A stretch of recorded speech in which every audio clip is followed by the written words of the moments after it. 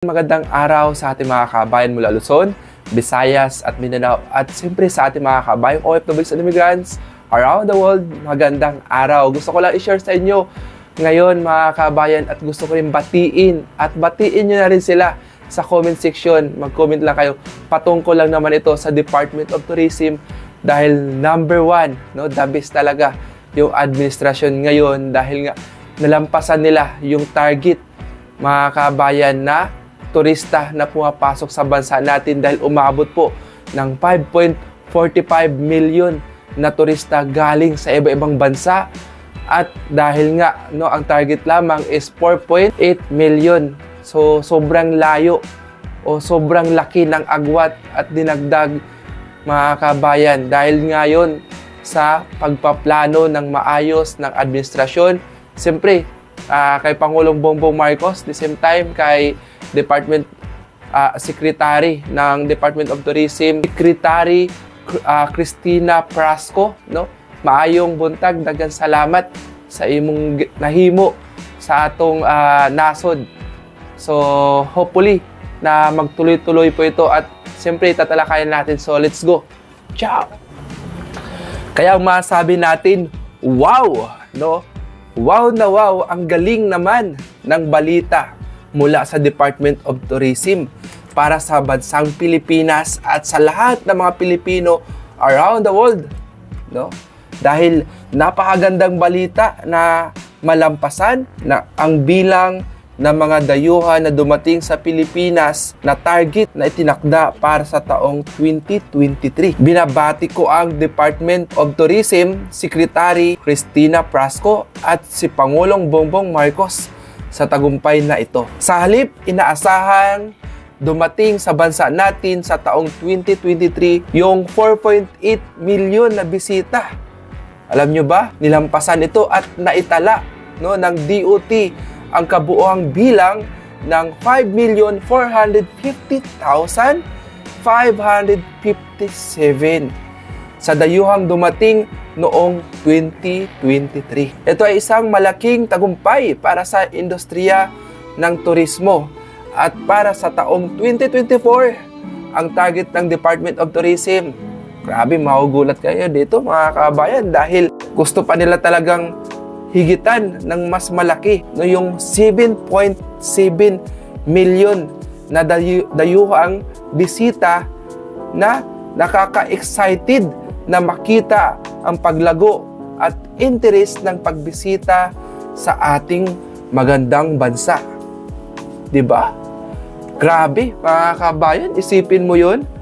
Ang Department of Tourism hindi pa as in totally successful sa nagawa nila sa 2023 dahil ngayong 2024 mas gusto pa nila halos doblihin pa mga kabayan ang target na darating na mga dayuhan galing sa iba-ibang bansa. Hindi lamang nalampasan ng Pilipinas ang target para sa bilang ng mga dayuhang dumating sa bansa, kundi nalampasan din nito ang kita mula sa pandaigdigang turismo bago pa man ang pandemya noong 2023. Umabot sa halos 482.5 bilyong piso ang tinatayang kita mula sa pandaigdigang turismo na may pagtaas na 124.87%. Kumpara sa nakarang taon, ito ay mas mataas pa nakita noong 2019 bago pa man ang pandemya na umabot halos sa 482.15 billion piso. Ipinapakita nito ang pagiging matatag at mapagbangon na industriya ng turismo sa Pilipinas. Bukod sa mga tagumpay na ito, nagpatupad din ang Department of Tourism ng ilang flagship program noong 2023 upang mas mapabuti ang karanasan sa turismo ng ating bansa. Ilang mga programang ito ay ang pagtatayo ng higit sa 10 tourist risk area sa mga estratehikong lokasyon, ang pagpapaunlad ng 158 kilometrong mga kalsada patungo sa mga destinasyon ng turismo, at sa pamamagitan ng Tourism Road Infrastructure Program, TRIP, kasama ang Department of Public Works and Highway o DPWH ang pagkilala ng Hope on Hope of HO system ang magpapalawak ng cruise tourism portfolio, ang pagtatayo ng unang tourism assistance call center sa bansa. Nakatandaan nyo pa ba ito? Noong time na tourism assistance call center ng ating bansa at iba pa. Layunin ng mga programang ito na magbigay ng mas magandang infrastruktura, serbisyo o oportunidad para sa mga turista at makakatulong sa paglago ng sektor ng turismo. Nagpahayag ng maraming pasasalamat si Secretary ng Department of Tourism, Cristina Prasco, sa lahat ng mga stakeholder ng turismo, sa mga kasosyo, sa pagtutulungan at mga taong may malasakit sa naging bahagi ng pag-abot ng mga tagumpay na ito. Binanggit din niya ang pangunguna at pamumuno ng mahal na Pangulong Ferdinand Marcos Jr. sa pagiging puwersang nagpapalakas sa ekonomiya ng bansa sa pamamagitan ng turismo. Kaya mga kabayan, talagang nakaka-excited na makita ang pag-unlad ng turista. Oh, 'di ba, mga kabayan?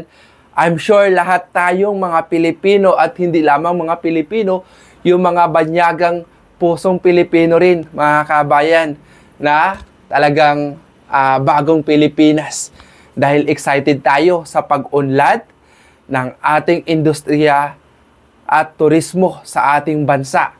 No? So, I'm sure ikaw excited ka rin dahil sa maraming nagawa yung Department of Tourism, especially nga dito, mga kabayan, yung nagkaka-launching lang, yung call center assistant sa lahat ng mga gustong mamasyal dito sa bansa natin. No? Mag-guide sila ng maayos dahil nga meron na po silang matatawagan yung call center assistance ng Department of Tourism para hindi na sila mahirapan kung saan-saan sila pupunta at nag-o-offer din ito ng magandang destination at safety. Dahil almost naman sa bansa natin, safety naman din yung mga destination. No? Dahil ito po ay pinunduhan at pinapangalagaan at masusing pinag-aralan ng bansa natin. Kaya muli, marami po salamat. Kung gusto niyo po ako sanang ma-improve pa, sana po tulungan niyo po ako sa konting like and share, mga kabayan. Muli, bagong Pilipinas tayo. At Happy New Year again sa lahat ng ating mga kabayan. No? Mabuhay po kayo lahat. God bless.